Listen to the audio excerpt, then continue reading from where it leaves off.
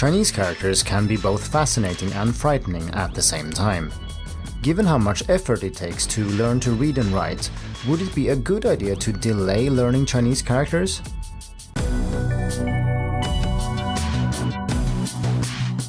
Hello and welcome to the Hacking Chinese podcast. In this week's episode, I'll share with you my thoughts about when one should start learning Chinese characters. The title of the episode is Should You Learn to Speak Chinese Before You Learn Chinese Characters? Written by me, Ole Linge. One of the most hotly debated topics in Chinese language pedagogy is the question of when to introduce Chinese characters. As a student, should you learn Chinese characters from the very start, in parallel with the spoken language, or should you delay the learning of Chinese characters and focus on the spoken language first? And if you do delay learning characters, then for how long should you delay learning them? The delay can be very short and relevant only for the content you're currently studying. For example, you can first listen to a dialogue, then talk about it, and then finally read the transcript and learn to write the characters. This is very different from delaying character learning for months or even years, becoming fluent in the spoken language before you even start to learn the written language. That's what native speakers do, of course. Should you learn to speak Chinese before you learn Chinese characters? Another approach is to treat the written language as a completely separate entity that could be learned either in parallel with, after, or even before the spoken language.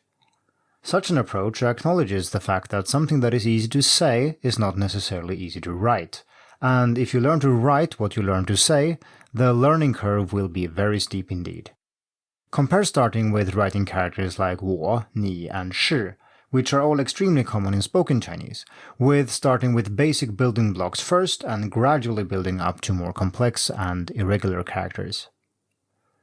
These types of approaches are very rare in formal education, and in this article I will focus mostly on the timing issue, rather than whether or not you should learn to write the same words you learn to say. It's worth noting, however, that the character course I'm currently building for Skritter uses this approach. To delay learning Chinese characters. The reason the question of delaying character learning is a hotly debated topic is that it's possible to argue either way depending on your opinions about what the meaning and purpose of learning Chinese is. It's easy to argue that writing should be delayed for the simple reason that it takes an awful lot of time to learn characters, and if you're supposed to learn to write everything you learn to say, you will make very slow progress compared to students learning any other language, except Japanese. Besides, the spoken language is the real essence, the thing that makes us human, whereas writing is an artificial construct. Or not to delay learning Chinese characters. But it's also easy to argue the opposite and say that the written and spoken language are intertwined, and that you can't really say that you're learning a language if you're only focusing on one side of it. Are you really learning Chinese if you don't learn the characters? While I have nothing but personal experience to back this up, I have a feeling that native speakers who teach Chinese fall into this category more often than non-native speakers. Some people also claim that Chinese can't really be understood without the writing system, claiming among other things that communication would break down if pinyin, a proxy for spoken language, was used instead of Chinese characters. Regardless of the validity of such claims, it's clearly nonsense if we're talking about the majority of people who learn Chinese as beginners and intermediate learners. It's perfectly possible to become fairly advanced in a language without knowing how to read and write, even if this comes with some problems of its own. More about that later. Delaying Chinese character learning, a tricky question. The debate is further complicated by the fact that it's almost impossible to do empirical research to prove who's right because there are so many variables involved. How long is the delay? What is the purpose of the program? Who are the students? Who's teaching them? How are they teaching them? And so on. For an overview, see Ye 2011, whose dissertation strives to answer this question and has a comprehensive overview of the literature. For those who want to read more, I have added more articles to the reference section at the end of this post. One thing most people seem to agree on is that delaying Chinese characters is great for developing the spoken language, but this ought to be fairly obvious. Yes, you should delay Chinese character learning one way or another. In general, I think it makes sense to delay learning characters in favor of developing the spoken language first. This doesn't have to mean that the entire process is delayed for months or years, just that I think you should make sure you have a solid foundation in the spoken language before starting to learn characters seriously. The problem with learning characters is that it takes too much time, and that it will slow down your learning. The writing system is of course one of the main reasons that learning Chinese is difficult, and if you remove or at least postpone the introduction of that obstacle, you can learn the language at several times the speed. You also free up time to use in more important areas. Spending time learning Chinese characters instead of mastering pronunciation is a really bad idea, and one you will regret later. Doing the opposite, neglecting character learning for some time until you've grasped basic pronunciation, has no serious drawbacks at all. If you can already speak basic Chinese, learning the writing system becomes much easier as well. You now have those pesky tones and tricky initials and finals under control, freeing up mental capacity to tackle Chinese characters. Furthermore, there's lots of research in support of phonology playing a role in reading Chinese even when reading silently. See for example Siegler et al. 2000. Reasons for learning Chinese characters along with the spoken language. That being said, there are several reasons why you might want to learn characters in parallel with the spoken language anyway, or at least why you might not want to delay learning characters for too long. I still don't recommend that you learn to write everything you can say, but rather that you put some significant effort into both areas at once. If you put the same amount of effort into both, your reading and writing will still lag far behind your listening and speaking. Learning Chinese characters in parallel with the spoken language makes more sense in certain cases. First, if you're not learning Chinese in an immersion environment, it can be difficult to find materials that support learning without using characters at all. Sure, you can find a few people to speak with, a tutor, a textbook, and some podcasts, but without someone to guide you, it will be very difficult to rely only on the spoken language. If you study in an immersion environment, or have people around you who can help you and talk to you in Chinese on your level, focusing only on the spoken language is more doable.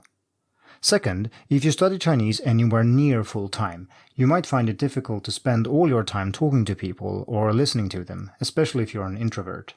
Sure, you can find learning materials using only Pinyin for reading, or use tools to convert characters to Pinyin, but this is hardly practical. It will be easier to make the most of your time if you can spread the time over completely different areas, simply because it's more varied and stimulating. This is a matter of time quality. So the bottom line is, yes, you should delay character learning, at least until you have a good grasp of basic pronunciation. This doesn't mean that you should learn 0 characters, it just means that learning characters shouldn't take up a large proportion of your study time. Later, you can ramp up character learning as much as you want, depending on your goal for learning Chinese. Short-term delays, reception before production. Even if you are learning the spoken and written language in parallel, as most of us do, you can still sequence the learning in a way that emphasizes the spoken language first and makes sure that reception comes before production. In essence, that means, first, listen and understand before trying to learn how to speak and make yourself understood.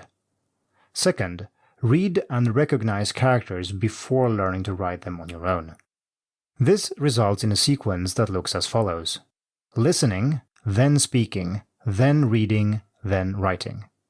Depending on what software you're using for vocabulary learning and reviewing, this can be handled in different ways. Anki is very flexible in this regard, so I will use it for this example, but you can achieve similar results with other software too.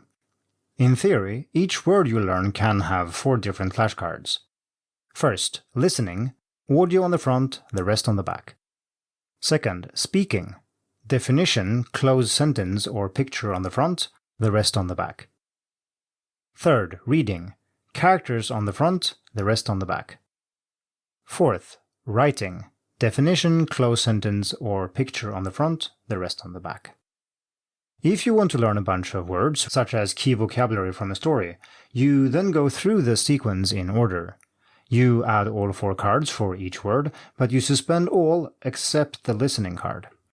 You then go through those words for a few weeks, focusing only on listening, until you feel comfortable with them, after which you activate the speaking cards and have a go at them. You then move on to reading and writing, although you can of course treat this as a separate process if you want. For details about how to set up audio flashcards, please refer to this article. Free and easy audio flashcards for Chinese dictation practice with Anki. Make learning easier by focusing on reception first. This approach is good because it eases your way into speaking and writing. It's very hard to know how to say things correctly if you've never heard them before, and the same is true for writing something you haven't seen enough. This is especially true for beginners, and it's especially true for pronunciation. To make the most of this approach, you should be at different stages in the cycle for different words, so you don't take a batch of words and see them through the whole process before you start with the next batch. Instead, you might have one set of words at each stage, adding a new set only when another set exits the process. Nothing ever really exits, of course, but rather moves into long-term retention mode. If you want to do this in class without your teacher's explicit support, it means you have to start listening and reading ahead of time, making sure you are at least a few weeks ahead of your classmates, focusing on listening and reading before you are forced to deal with speaking and writing in class. Sadly, many Chinese teachers force you to say things immediately after hearing about them for the first time. Here's a sentence pattern. It works like this. Here is one example sentence. Now make your own sentence. A simpler and more natural approach. Another way to use the same principles, but without having a mechanistic approach to vocabulary acquisition, is to simply focus a lot on comprehensible input, listening and reading, then make sure you recycle content enough before you try to do anything active with it. For example, you listen to a story many times before you start figuring out how to use the words in it by talking about the story with a friend or a tutor.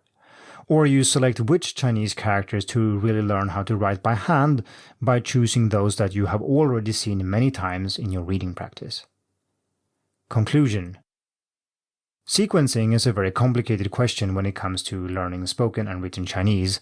I don't pretend to have all the answers, but I hope that you have gained some insight into some of the questions in this area of learning Chinese, and that this can guide your own approach.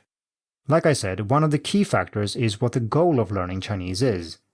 If you're the director of a Chinese program at a university, you will make this choice for all your students. But if you're a student yourself, it's up to you what you want to do, and you should choose whatever approach suits you and your ambitions best.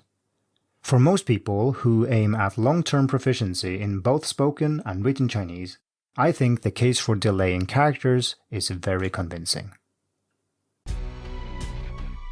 Thank you for tuning in to the Hacking Chinese podcast.